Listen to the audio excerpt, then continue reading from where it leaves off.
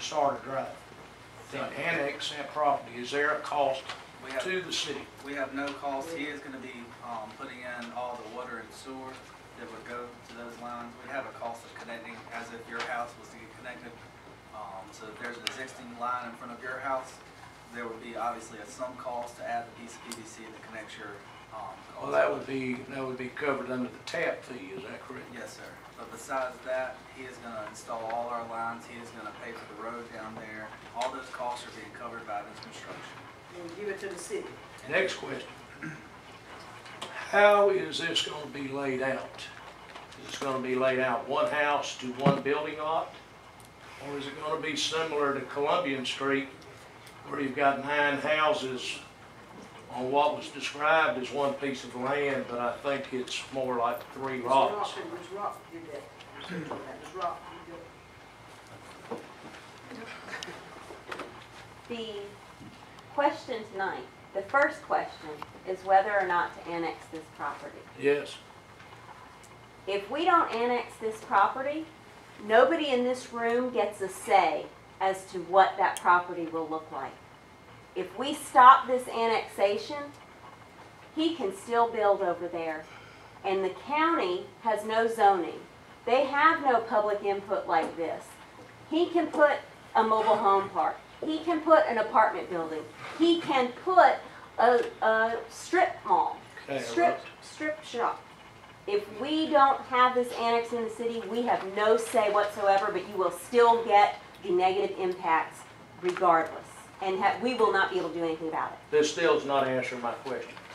If the city annexes this property, will it be laid out like the old Springdale subdivision with one house to each individual lot? Yes. So there won't be 2 to 3 houses on any one lot. Correct.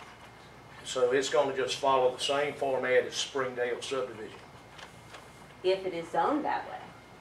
The zoning designation that we are reviewing, which has not been voted on by anybody, the Planning Commission as a recommendation. And this council has specifically not followed the Planning Commission's recommendation to the response of residents.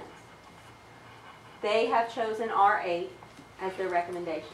Either R8 or R10 requires a single family home to be on a single lot.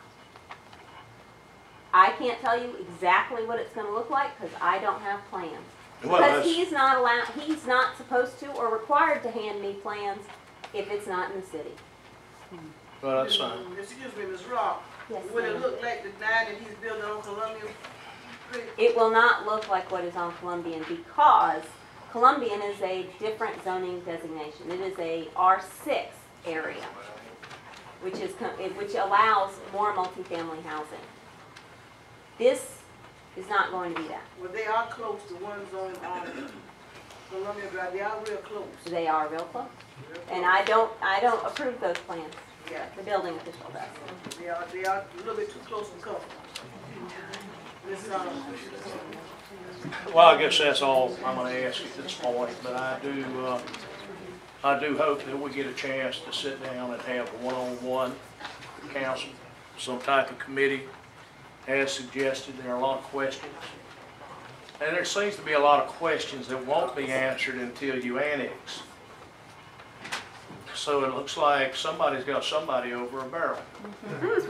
We don't find out until we make the first move.